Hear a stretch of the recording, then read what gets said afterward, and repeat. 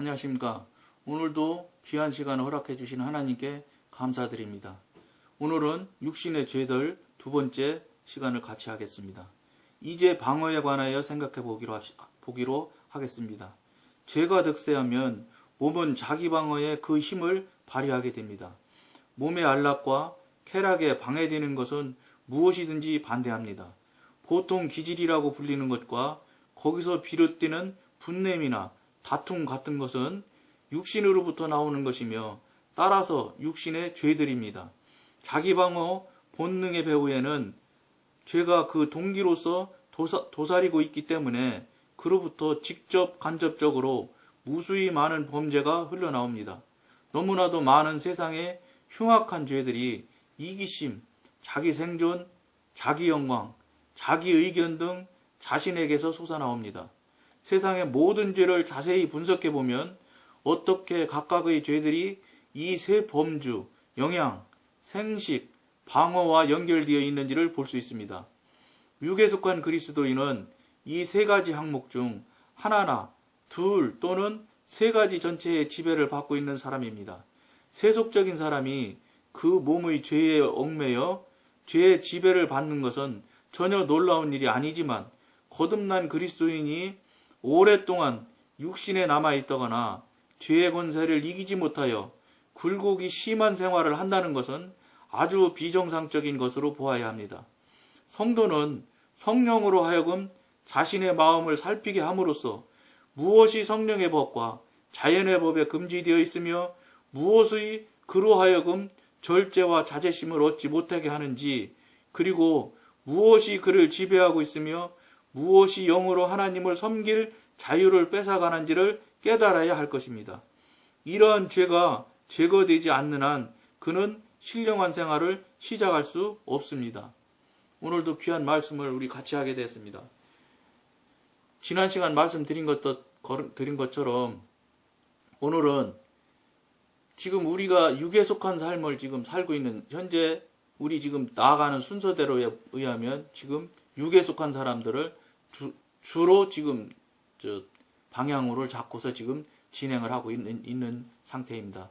그렇기 때문에 이 방송을 보시고 혹시라도 이미 영적으로 들어가 계신 분들은 이게 지금 영적인 생활을 하는 것에 초반에 대한 설명을 하고 있으니 그런 것이구나 이렇게 하고 양해하고 들어주시면 좋을 것 같습니다. 지금 오늘도 말씀에 보면은 무슨 말씀을 해드릴 수 있느냐면 지금 예를 들어서 아주 오랜 시간 동안 신앙생활을 많이 하신 분들, 교회에서 즉 항존직에 계신 분들이 아주 놓치기 쉬운 잘못하는 일들이 꼭 몇 가지가 있습니다.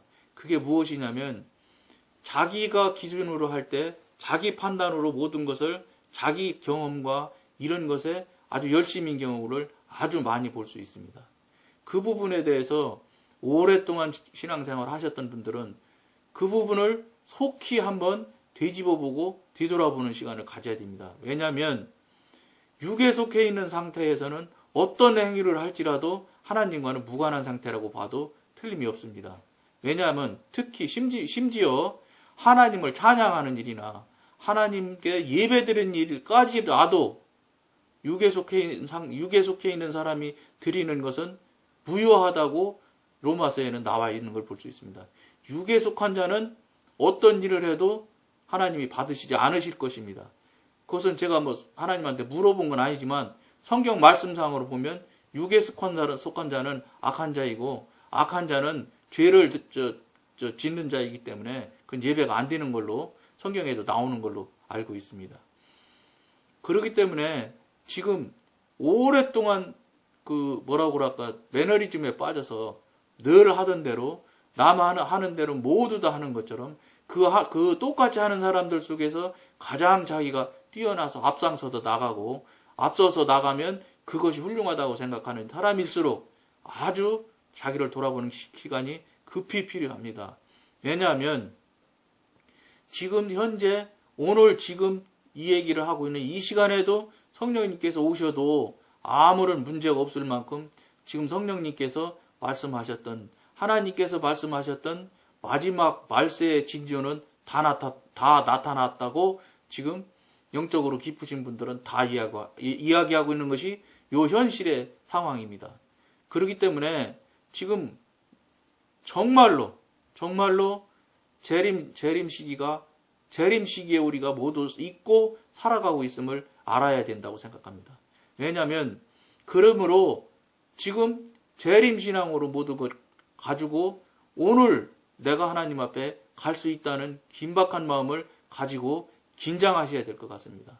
왜냐하면 지금 언제 어떻게 될지 모를 만큼 지금 환경과 형편을 무르익은 상태라고 봐도 과언이 아니라고 합니다. 이미 성령님께서 오실 여러 가지 징조들을 지금 계속 보여주시고 있고 우리가 보고 있는 분도 있습니다. 그럼에도 불구하고 남들 가는 대로 다 하고 남 하는 대로 하는데 내가 무슨 문제가 있으랴 이렇게 생각하시고 현실에서 안주하고 계신 분들이 있다면 이거는 보통 심각한 일이라고 생각하지 말으셔야 됩니다. 왜냐하면 보통 심각한 일이 아니니까 저 같은 참 실력도 없고 아는 것도 별로 없는 저 같은 사람을 이 방송을 하게 하신 거라고 저는 봅니다. 왜냐하면 저는 신학자도 아니고 그렇다고 해서 신학을 하고 있는 사람도 아닙니다. 그렇기 때문에 평신도로서 제가 그동안 성령님께서 같이 하시고 도와주시고 또 성령님이 은혜 주시고 또 능력 주시고 하는 중에 여러 가지로 많은 것을 체험하고 함께 할 수 있었던 체험신앙 정도라고 해도 과언이 아닐 정도로 제가 별 수 없는 존재입니다. 그런데도 강권적으로 이 자리에 이 방송을 하라고 하실 때는 그만큼 급하다는 거라고 저는 판단하기 때문에 성실하고 처음에 말씀드린 대로 충실히 이 일을 지금 진행하고 지금 순종하고 있는 중에 있습니다. 그러므로 여러분들도 말세신앙에 입각해서 내가 내일이라도 주님 앞에 갈 수 있음을 아주 정말로 긴박한 마음으로 살아가셨으면 좋겠습니다. 그렇게 긴박하게 사시는 마음이 돼서 바짝 긴장하셔서 나를 돌아보고 나 신앙을 돌아보며 지금 현재 내가 신앙생활을 하면서 하고 있는 행위나 행태를 다시 한번 자세히 돌아보셔야 됩니다. 특히 성령님의 말씀에 비추어서 자기를 진심으로 자기 자신을 솔직하니 내어놓을 수 있는 용기가 있어야 된다고 생각합니다. 왜냐하면 남 하는 대로 해서는 절대로 천국 못 갑니다. 왜냐? 성경 말씀에 이미 나온 것 아닙니까? 넓은 길로 가는 사람은 천국 못 간다고 이미 되어 있습니다. 좁은 길로 가야 된다고 되어 있습니다. 좁은 길로 가는 것은 남 하는 대로 하는 사람들은 남 하는 대로 하는 것은 절대 좁은 길이라고 말하지 않고 있습니다. 즉 남이 하고 있는 대로 그대로 따라서 하고 똑같은 삶을 살고 있다고 하면 이건 육신의 삶이라고 봐도 절대 틀리지 않습니다. 그렇기 때문에 심각하게 생각을 하셔서 돌이킬 수 있는 귀한 기회가 은혜가 될 수 있도록 여러분들 귀한 기회를 삼아 주셨으면 참 좋겠다고 생각을 합니다. 이 방송이 어떤 면에서는 재미 하나도 없을 수 있을 것입니다. 재미 없어야 됩니다. 왜 그러냐면 지금 현재 심각한 경고를 하라는 뜻에서 이 방송을 하고 있기 때문에 여러분들 귀에 재미없어야 맞다고 생각을 합니다. 재미없어야 되고 어떤 면에서는 기분 나쁘야지 기분 나쁠 수도 있다고 봅니다. 기분 나쁘셔야 됩니다. 그런데 여러분들한테 꼭 권해드리고 싶은 것은 기도해 보십시오. 성령님께서 이런 사람이 이런 얘기를 하는데 이게 과연 맞느냐고 성령님한테 한번 물어보셔서 여러분들의 행동을 한번 돌아보고 돌이키는 귀한 계기를 한번 삼아 보시기를 여러분한테 권해드립니다.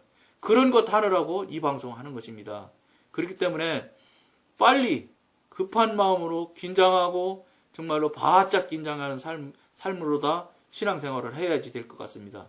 남 하는 대로 하시면 안 됩니다. 남 하는 대로 하셔서는 절대로 여러분들 천국 못 가면 되겠습니까? 안 되지 않습니까?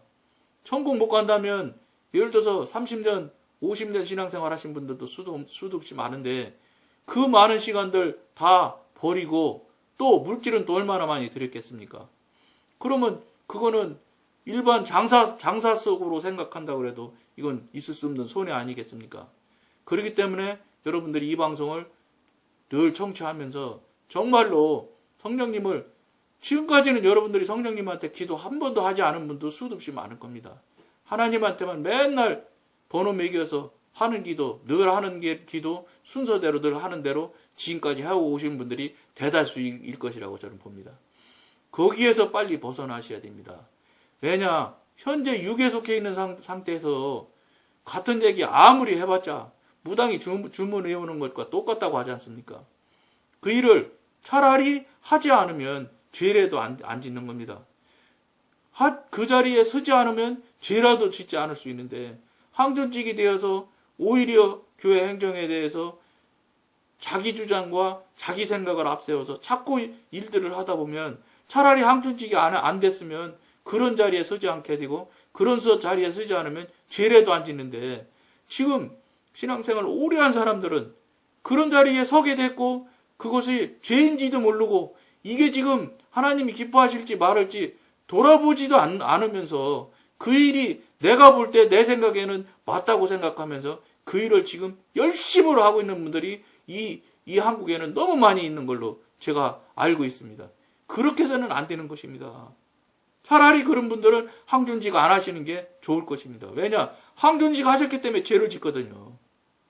그러면 항존직은 하나님이를 정말로 더 다른 사람보다 더 귀하고 크게 하라고 항존직에 세워주셨을 텐데 그것이 죄가 되고 죄를 짓는 도구의 자리가 됐다면 이거는 정말로 심각한 일이라고 생각합니다. 여러분들 자신이 솔직히 성령님께 물어보고 간절히 회개하고 기도하는 일이 있어야 되겠습니다. 그러면 성령님께서 반드시 깨닫게 해주고 깨우쳐 주실 것입니다. 그러면 그에 맞춰서 회개하실 것 있으면 회개하셔야 되고 거기에서 하나님의 영을 구하고 거듭남을 구하고 해서 속히 남이 다 하는 짓, 남이 하고 있는 짓, 모든 다수가 교회는 다수결이 아닙니다. 신분주의지. 하나님이 언제 다수결로 했습니까? 다수결로 한다고 하면 가나안 정탐꾼이 12명이 가서 10명이 안 된다고 했지 않습니까? 그러면 당연히 2명밖에 찬성을 안 했지만 거기 성경 말씀에 나오지 않습니까? 2명의 말이 하나님 말씀에 맞지 않습니까? 교회는 절대 신분주의지 민주주의가 아닙니다. 그걸 우선 항존직들은 생각을 많이 하셔야 됩니다. 그래서 이게 정말 하나님 뜻에 맞는지 성령님한테 맞는지를 지도인들을 받아서 분별을 받아서 교회의 일을 또 하나님의 일을 신앙의 일을 해야 됩니다. 그렇지 않고 자꾸 내 생각을 앞세우고 내 뜻을 앞세우고 있다면 이거는 그분 항존직 안 하시는 게 좋습니다. 항존직 하셔서 죄만 더 짓는 것이기 때문에 그렇습니다. 하나님이 주신 권한을 많이 주셨으면 반드시 의무도 많이 찾으십니다. 나중에 하나님 앞에 서게 되면 반드시 목사님은 목사님에 해당하는 만큼 권한과 의무를 주셨기 때문에 물어보시는 것도 틀림없이 많이 물어보실 것입니다. 장로나 권사나 안수집사나 이런 분들 다 그에 걸맞는 물어봄이 틀림없이 하나님께서 물어보심이 있을 것입니다. 그것을 늘 생각하며 두려운 마음으로 하나님 앞에 서서 내가 언제 어떻게 하나님 앞에 말씀드릴 것을 생각한다면 정신이 번쩍 날 수 있습니다. 깊이 생각하셔야 됩니다. 이거 보통 심각한 일이 아닙니다. 한국교회에 특히 장로교회 쪽은 장로님들이 세상말로 말해서 힘이 셉니다.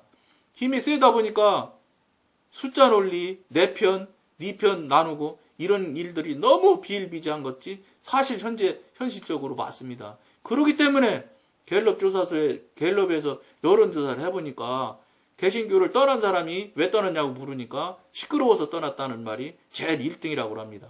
그러니까 자꾸 내 뜻을 말하고 내 의견을 말하기 때문에 하나님 뜻이고 신분주의로 하지 않기 때문에 탈이 나고 말썽이 나서 교회가 시끄러워지니까 시끄럽다는 소리가 나오는 겁니다.